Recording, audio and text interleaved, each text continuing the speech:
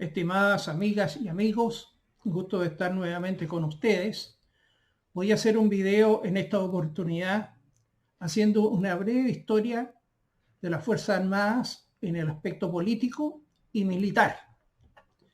La motivación de este video está suscitada por el comentario que hizo en mi canal un joven que estuvo en la escuela militar hasta hace 2 años y tomando como base el video que publiqué que dice: la última vez que las Fuerzas Armadas y el pueblo de Chile demostraron su heroísmo, él publicó este comentario que al final se los voy a mencionar. Esto también es una respuesta para todos aquellos ingenuos que repiten como loro y sueñan con un golpe de Estado. El Ejército de Chile fue fundado el día 2 de diciembre de 1810, es decir, 2 meses y medio después de la Declaración de Independencia del 18 de septiembre de 1810.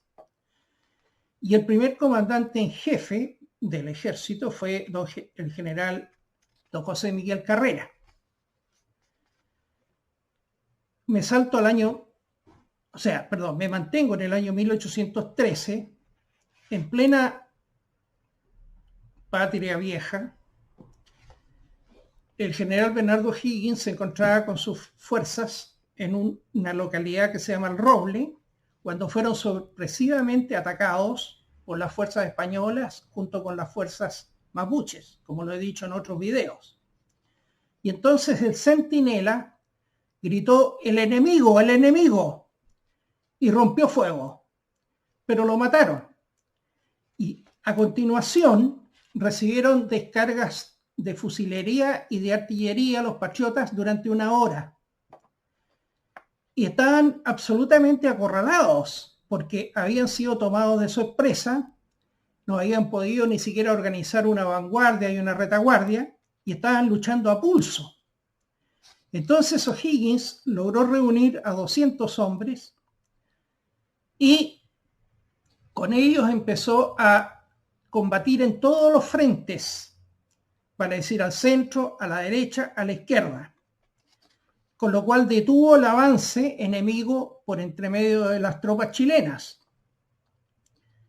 Pero como el fuego continuaba, fue cuando O'Higgins dictó lo que yo llamo el acta de bautismo de las Fuerzas Armadas chilenas. Con el fusil en la mano, gritó: o vivir con honor o morir con gloria. El que sea valiente, sígame.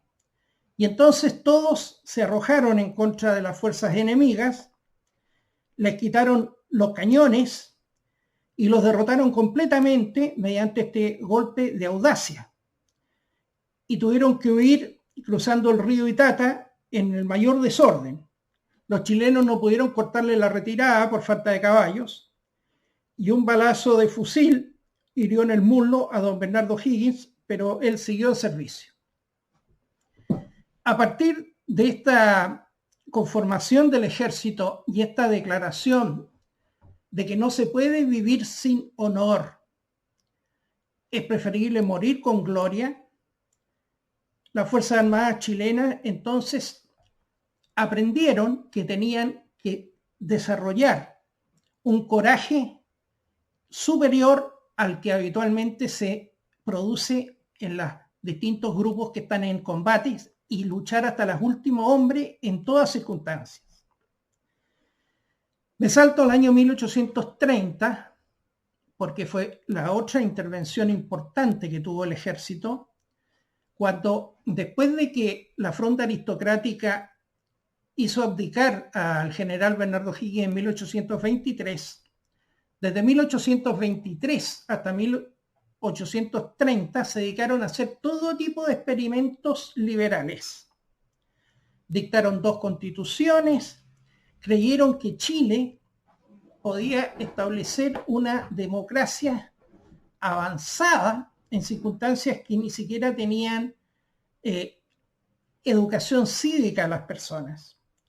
Y esto se llama el periodo de la anarquía por la sucesión de gobiernos y el desgobierno que se produjo hasta que se zanjó esta situación con la revolución conservadora organizada y encabezada por don Diego Portales Palazuelos, que se tradujo que en la batalla del Ircay, cerca de Talca, el general José Joaquín Prieto derrotó a las fuerzas liberales comandadas por el general Ramón Freire.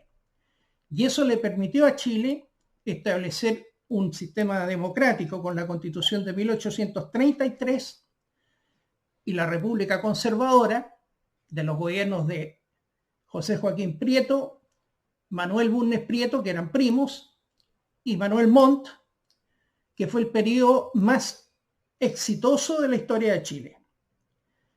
Esa democracia tenía controles. Y eso fue lo que siempre dijo don Diego Portales.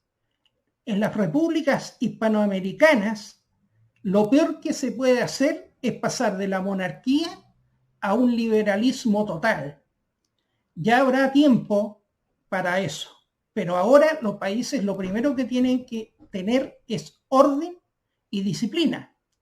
Y eso fue lo que permitió a Chile ese desarrollo.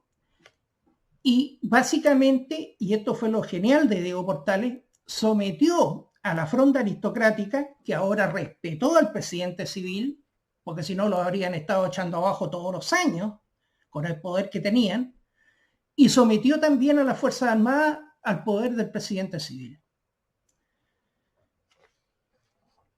Debo recordar que estas mismas Fuerzas Armadas se vieron enfrentadas a 6 guerras durante el siglo XIX.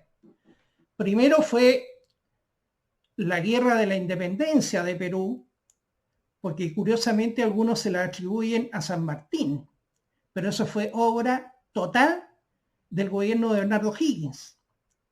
Él fue el que formó el ejército chileno, compró o construyó los barcos y entonces puso al mando de las fuerzas de tierra de Chile al general San Martín y al mando de las fuerzas navales de Chile al almirante Lord Cochrane, y entonces en 1820 desembarcaron en Ancón y finalmente se tomaron el Callao y se tomaron Lima y derrotaron a la fuerza española. Luego viene la guerra contra la Confederación Perú-Boliviana del año 1836 al 39, cuando surge la gloriosa figura del roto chileno en la batalla de Yungay.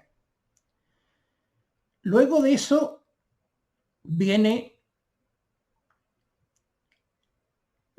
llevó 2 guerras. Viene la guerra contra España, cuando España hizo un intento de reconquistar los países de Latinoamérica y bombardeó el Paraíso, y Chile se enfrentó con ello, y el almirante William Rebolledo derrotó a la Armada Española, lo que obligó al almirante Pareja a suicidarse. Después tenemos la Guerra del Pacífico, ¿no es cierto? Tenemos la guerra contra los mapuches, que también la he explicado en otras ocasiones anteriores, y tenemos la guerra civil de 1891. Y entre medio, el ejército o las Fuerzas Armadas tuvieron que intervenir 2 veces en 2 revoluciones que había formado nuevamente la fronda aristocrática, en 1851 y en 1859 en contra del presidente Manuel Montt, y entonces las Fuerzas Armadas restituyeron el orden constitucional que estaba siendo apagado.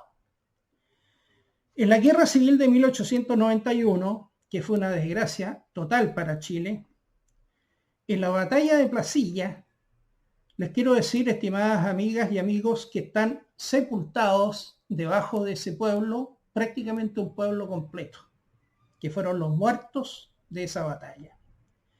Y en esa oportunidad, mientras se desarrollaba la batalla entre las fuerzas de Balmaceda y las fuerzas congresistas, se pasaban regimientos completos de el lado balmacedista al lado congresista. Y eso generó que las fuerzas balmacedistas quedaran tan debilitadas que finalmente fueron aplastadas. Esa guerra civil estableció el régimen parlamentarista en Chile, porque después de la República Conservadora, que va de 1831 a 1861, vino la República Liberal de 1861 a 1891, pero siempre bajo la Constitución de 1833. Sin embargo, después de la Guerra Civil del 91, y sin modificar la Constitución, interpretaron que el presidente no tenía la autoridad como para él nombrar su gabinete. Entonces era el Congreso el que tenía que aprobar primero los nombres y luego cuando quería los censuraba y entonces tenían que irse. Esa fue la consecuencia más nefasta de esa guerra civil. Y esta situación duró 34 años. No fue un periodo muy breve. Y entonces sucedió que el ejército se fue y las Fuerzas Armadas interesando cada vez más en que esto se resolviera en alguna oportunidad, porque no podían ellas permanecer al margen de este desgobierno. Y ese fue el motivo del famoso ruido de sables de 1924, que se suscitó, fíjense cómo se parecen las circunstancias de aquella época con las actuales, 100 años después. La Cámara de Diputados aprobó un proyecto que declaraba que la gratuidad del cargo de parlamentario, o sea, en ese tiempo era gratuito el cargo de parlamentario, no era para enriquecerse, no obstaba a conceder a los senadores y diputados asignaciones a título de gastos de representación. O sea, el jueguito que tienen hasta ahora entre lo que son las dietas y las asignaciones, ahí estuvo su origen. Esas palabras talismánicas, ¿no es cierto? En vez de decir un sueldo o una remuneración, la dividen y entonces le llaman dietas y asignaciones, como que fuera algo distinto. Y entonces sucedió que mientras tanto, todas las leyes sociales que había prometido Arturo Alessandri en la campaña de 1920 dormían en el Congreso. Ya estábamos en el año 1924. Le faltaba un año para terminar el gobierno. Entonces, esto provocó una indignación en las Fuerzas Armadas y las Fuerzas Armadas al día siguiente enviaron un grupo de jóvenes oficiales del ejército a las galerías del Senado. Y cuando estaban discutiendo la aprobación de estas asignaciones, ellos comenzaron a golpear el suelo sus sables. Y eso se llamó entonces hay ruido de sables porque significaba que efectivamente estaban anunciando que las Fuerzas Armadas no iban a aceptar esta figura. Al día siguiente, un grupo de oficiales que se llamaron Comité Militar, quiero decir que quien estaba detrás de todo este movimiento era Carlos Ibáñez del Campo, concurrieron a la Moneda y le expresaron su disgusto al presidente Alessandri porque no se habían despachado los proyectos de ley que permanecían pendientes.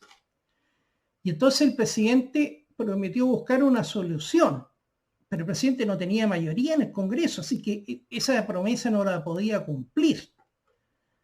Y entonces los militares se retiraron y, curiosamente, el día 5 de septiembre, entonces, fue cuando los militares fueron a hablar con el presidente Arturo Alessandri, y el día 8 y 9 de septiembre, después de 4 años, aprobaron en una sola sesión, en 2 días de sesiones, el Congreso, la jornada laboral de 8 horas, la supresión del trabajo infantil, la reglamentación del contrato colectivo de trabajo, la ley de accidentes del trabajo y del seguro obrero, la legalización de los sindicatos, la ley de cooperativas y la creación de los tribunales de conciliación y arbitraje laboral.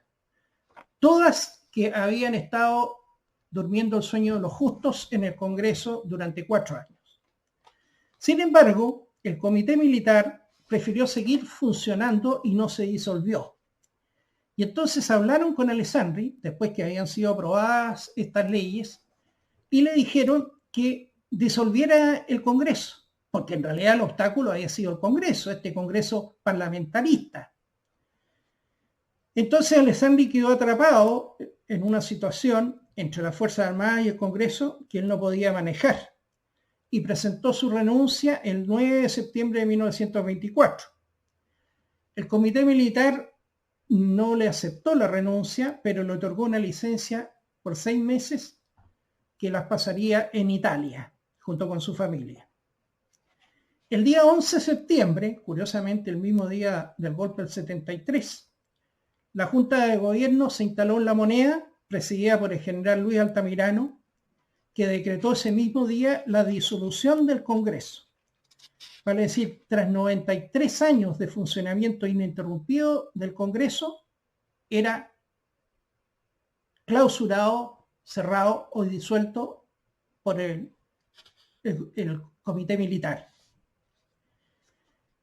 4 meses después, en enero del 25, las Fuerzas Armadas seguían disconformes porque veían que tampoco se había avanzado mucho después del golpe de septiembre del 24.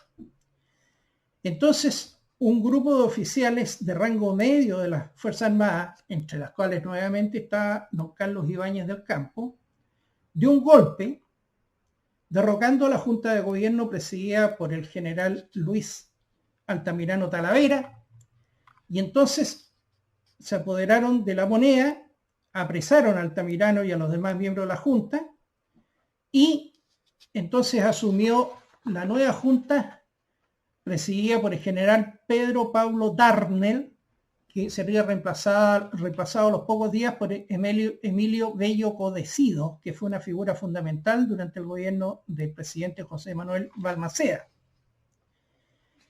Y esta junta decidió llamar de vuelta a Alessandri Palma para que terminara su mandato, que concluía a fines del año 25, y él entonces regresó de Europa, tuvo un recibimiento espontáneo de la gente, impresionante, y entonces todo esto derivó en la dictación de la Constitución de 1925 como una manera de restituir el sentido original de la Constitución de 1833, que había sido desvirtuada por el parlamentarismo.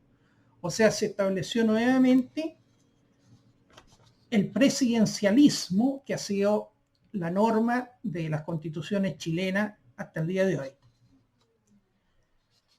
Ahora avanzo hasta 1941, gobierno de don Pedro Aguirre Cerda. En ese gobierno, y por iniciativa del ministro del Interior, don Arturo Lavarría, para acabar con el cohecho y el soborno que se producían los días de elección, decretaron que las Fuerzas Armadas eran responsables de los locales de votación, cosa que se mantiene hasta el día de hoy. Ahora avanzo hacia 1969, gobierno de Eduardo Frei Montalva. Las Fuerzas Armadas no podían estar más molestas con este señor porque las Fuerzas Armadas estaban totalmente desfinanciadas.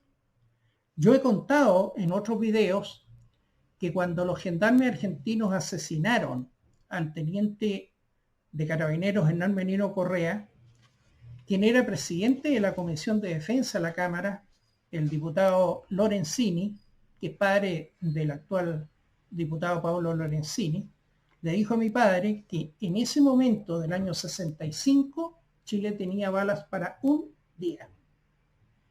Y por eso que el señor Frei, que mandó a este piquete de carabineros a hacer acto de presencia en ese terreno, después lo dejó solos, y cuando fue asesinado el teniente Hernán Menino Correa y fue baleado un sargento que iba con él, el señor Frei no hizo absolutamente nada, y eso entonces indignó a las Fuerzas Armadas. Y además los sueldos de los militares eran de hambre. La mayoría tenían que trabajar de taxistas fuera de sus horas de trabajo para tratar de mantener el hogar. Entonces, como los militares de esa época eran muy distintos a los de hoy, el general Roberto Bío Marambio se alzó contra el gobierno, se tomó el regimiento Tacna y un tío mío, que también era general, cuyo nombre no lo voy a decir, se tomó la escuela de suboficiales, que es el regimiento más poderoso que hay en Chile, que está al lado del regimiento Tacna. Esto hizo que Frei se muriera de miedo. Incluso hizo el ridículo de pedirle a los personas que retiraban la basura que rodearan la moneda de camiones de la basura como para protegerlo. Pero finalmente fueron a retiro los que encabezaron este putsch, y entonces él alzó violenta y sorpresivamente los sueldos de los militares. Cito este caso del Tacnazo porque eso les demuestra que los militares siempre han estado presentes en forma tácita en la política chilena y siempre han estado sacando la cuenta de qué es lo que está pasando y cuáles son las consecuencias de los actos que hacen los gobiernos. Eso quedó más ratificado aún con el golpe de 1973, que fue en respuesta al clamor de la ciudadanía y además por el apoyo político que le entregaron a las Fuerzas Armadas los 4 partidos contrarios a Allende, que era el Partido Nacional, la Democracia Cristiana, el Partido Democracia Radical y el Partido de Izquierda Radical, que en ese momento eran todos antimarxistas. Luego me salto a 1975 y 78, cuando las Fuerzas Armadas disuadieron a Perú el 75 y a Argentina el 78 de echar abajo la intención de invadir Chile que tenía. Esos fueron 2 momentos críticos que estuvieron alimentados por la debilidad militar y económica que había heredado Chile del gobierno de Frei Montalva y del gobierno del señor Allende. Para que ustedes se den cuenta, estimadas amigas y amigos, que cada vez que Chile se debilita, corre peligro. De aquí ya pasó el periodo actual, el del contubernio neoliberal marxista que tenemos desde 1990, cuando el señor Cheire, comandante en jefe del ejército, era, tengo entendido, agregado militar en España, y entonces allá tuvo unas reuniones en la cumbre con altos personeros de la Concertación. Y él entonces, seguramente hablando las 24 horas de la palabra democracia, democrático, demócrata, demócrata, democracia, democrático, obtuvo que lo nombrara el señor Lagos comandante en jefe del ejército y luego hizo la declaración del nunca más, que fue prácticamente una traición a sus propios camaradas y a la línea histórica de las Fuerzas Armadas, que no habían nunca visto que un comandante en jefe hiciera como borrón y cuenta nueva con todo el pasado. Sin embargo, a este señor le salió el tiro por la culata, porque poco después el ministro Carroza lo sentenció, sentencia que aún no está ejecutoriada, pero ya está notificado, a 3 años y 1 día por encubrir los crímenes de la caravana de la muerte en La Serena. O sea, por lo menos hay que tener un tejado muy limpio para poder uno condenar a sus camaradas anteriores, ¿no es cierto?, por el tema de derechos humanos, si uno también ha ejecutado estos hechos. Lo que pasa es que él creía que iba a pasar colado.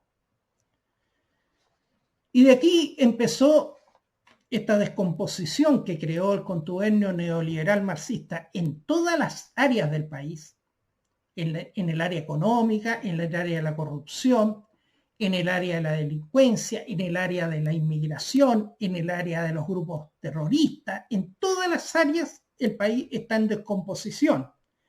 Y esa descomposición no podían ser ajena a las Fuerzas Armadas.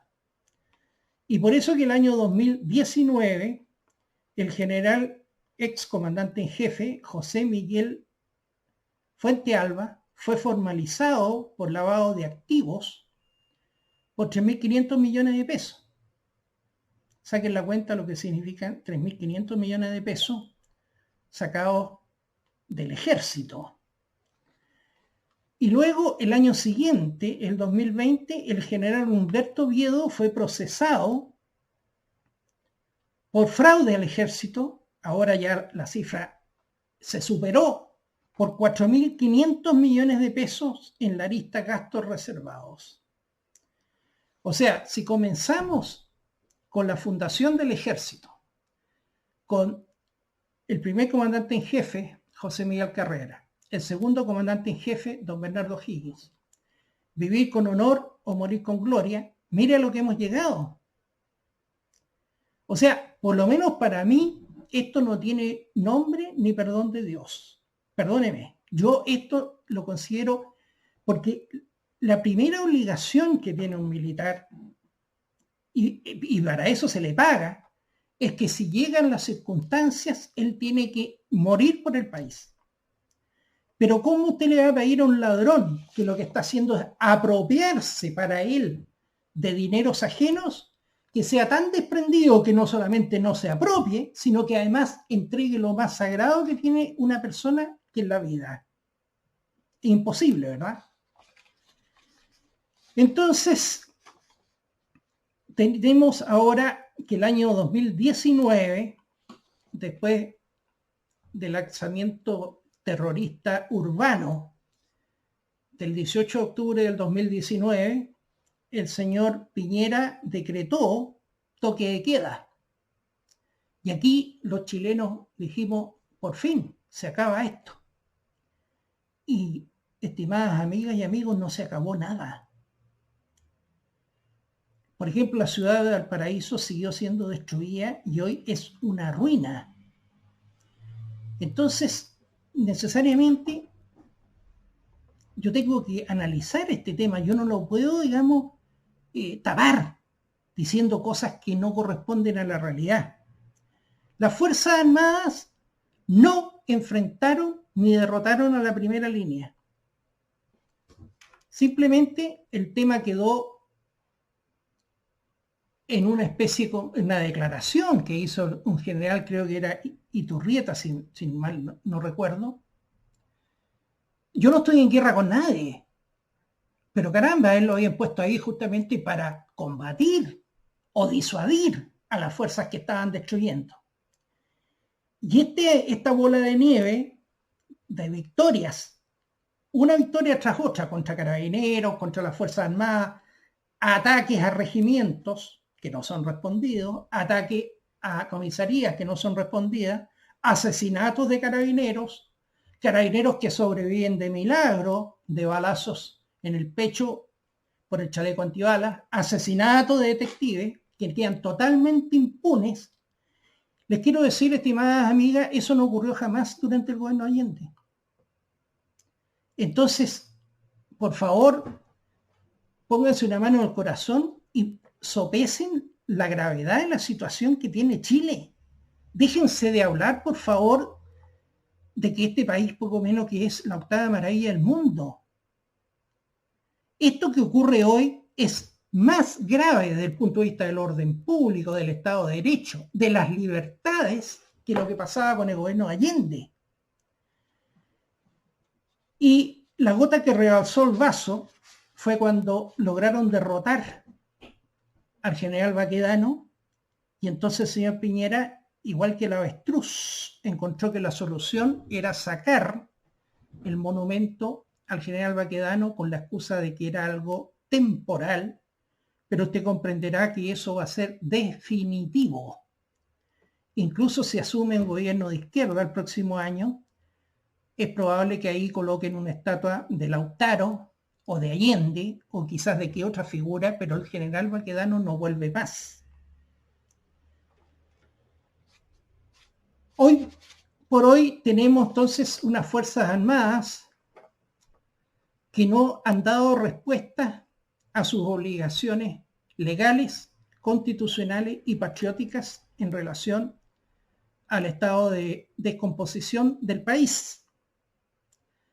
Y por otro lado, tenemos que en Chile no existe una masa crítica de patriotas suficiente como para, por ejemplo, constituir un partido como el Partido Nacional. Porque aquí la gente o es marxista, con cualquiera de las variantes, vertientes o subvertientes, o es neoliberal. Y esa situación ha producido el efecto que frente al odio declarado del marxismo contra las Fuerzas Armadas, lo único que uno observa es la prescindencia de la derecha respecto de los ataques de que son víctimas estas instituciones por los personajes de izquierda. Si usted deja de lado algunos canales de YouTube que son patriotas y que dicen estas cosas que estoy diciendo, no existe una sola persona de derecha que salga en defensa de las Fuerzas Armadas. ¿Y para qué vamos a hablar de los famosos ministros de defensa? Porque esos son unos paniaguados. Y parece que la misión principal que tienen es humillar a las Fuerzas Armadas, someterla y seguir la política suicida del señor Piñera, que es no enfrentar el terrorismo, y el terrorismo se está retroalimentando día a día y está haciéndose cada vez más poderoso. Incluso llegó al descaro cuando se produjo una de las tantas situaciones en la Araucanía, que él salió del closet después de 3 años. Y entonces hizo una reunión con los comandantes en jefe, el presidente de la Corte Suprema, presidente de la Cámara de Diputados, presidente del Senado, contralor. Y hasta ahí llegamos, pues. Y después se reunió con los senadores de la 9ª región, y hasta aquí llegó su intervención en el tema, pero eso le sirvió como para calmar las aguas durante unas semanas. Les quiero decir que el plan del Foro de Sao Paulo respecto de las Fuerzas Armadas es que después de la pandemia se va a desarrollar un plan estratégico de desestabilización en estos países. Y lo referido a las Fuerzas Armadas es lo siguiente.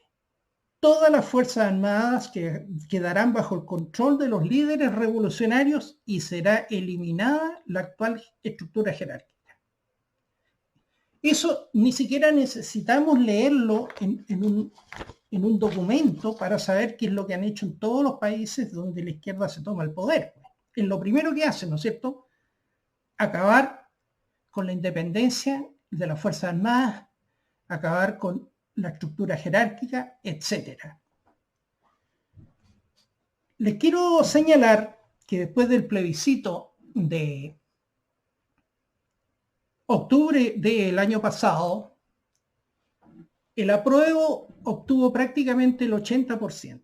Fue el 79%, pero para simplificar hablemos de 80%. Si la izquierda en la elección presidencial de noviembre y diciembre de este año mantiene un 50.01% de ese 80%, va a ganar la elección presidencial en la segunda vuelta.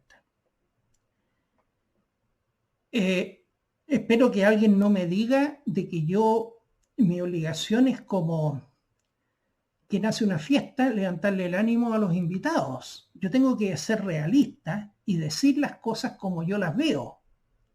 Y además creo que tengo ojo político, ¿eh? Entonces, sucede que eso es el panorama más probable. Obviamente que siempre pueden ocurrir cosas totalmente de fuerza mayor, por ejemplo, puede haber un terremoto, ¿no es cierto? Pero dejemos a un lado los casos fortuitos de fuerza mayor. Salvo que se produjera un vuelco radical de los votantes del apruebo, de manera tan brutal, que del 80% pasaran a tener menos del 50%, cualquiera de los candidatos de izquierda que pase a la segunda vuelta va a reclutar el voto de toda la izquierda hacia él. Y eso va a significar, junto con el presidente marxista, que es muy probable que sea el presidente del próximo año, va a haber también un congreso con mayoría marxista. Y además vamos a tener una constitución neomarxista, por decirlo en forma más suave. Y entonces, ¿qué van a hacer con las Fuerzas Armadas, estimadas amigas y amigos? Primero van a derogar la ley orgánica de cada una de las 4 ramas de las Fuerzas Armadas que fueron dictadas por el gobierno militar, que establecen, entre otras cosas, que el presidente solo puede nombrar comandante en jefe de entre las primeras 5 antigüedades de cada institución. Antes, por ejemplo, en la época de Allende, el presidente podía nombrar a cualquier oficial, podía encontrar un oficial que le fuera adicto y lo nombraba comandante en jefe. Y todos los que estaban debajo, no, arriba de él, por antigüedad tenían que irse. Así que primero van a modificar y derogar, incluso pretenden eliminar de la Constitución las leyes orgánicas constitucionales y que todas sean leyes simples, porque las leyes orgánicas constitucionales requieren del 60% de los votos del Congreso y la ley simple requiere solamente el 50.01. Y estas leyes de las 4 ramas son leyes orgánicas constitucionales. Luego van a hacer lo que siempre han anunciado. Dicen que la plata que se gasta en las Fuerzas Armadas es plata perdida, que debería ser invertida en leche o en colaciones o no sé, hay 1000 cosas, digamos. Entonces eso va a ser consecuencia de este régimen que va a dar respuesta al odio que le tiene a Fuerzas Armadas y también a la necesidad de quitarle poder. Y es muy probable que eliminen el rango de comandante en jefe de cada institución. No crean que eso es algo tan raro. Por ejemplo, en Argentina se llama jefe de Estado Mayor, el oficial superior de cada rama. Y en el caso de Alemania se llama inspector, el oficial superior. Y quien dirige realmente a las Fuerzas Armadas es un civil, que en el caso de Alemania es el ministro de Defensa. Aquí sería, digamos, algún personaje nombrado por el presidente del próximo año. Y si las Fuerzas Armadas continúan en esta política, que yo entiendo que también es obligada, porque al no tener apoyo político, ellas no pueden llegar, por ejemplo, y hacer una acción de fuerza, porque quedarían totalmente desautorizadas en el momento mismo que ellas ejecutaran esto, y sería prácticamente un suicidio más que un golpe de Estado. Entonces, la situación, mediante el sistema de la democracia liberal y lo que hizo Piñera de entregar la Constitución junto con la derecha para que todo fuera sometido a votación, todo fuera sometido a referéndum y no quedara nada fuera, perfectamente puede conducir a este destino a las Fuerzas Armadas que les acabo de señalar. Y le quiero decir que eso significaría que llevarían a las Fuerzas Armadas al matadero como reses. Serían conducidas como reses al matadero. ¿Por qué? Porque ellas no tendrían posibilidad de defenderse ni de luchar. Y junto con ellas seríamos conducidos nosotros después al matadero sin haber podido luchar ni defendernos.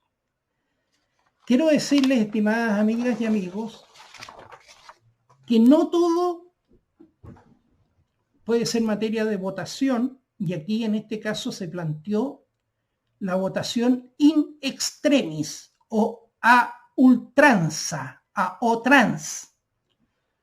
¿Y por qué les digo que no todo puede ser sometido a votación?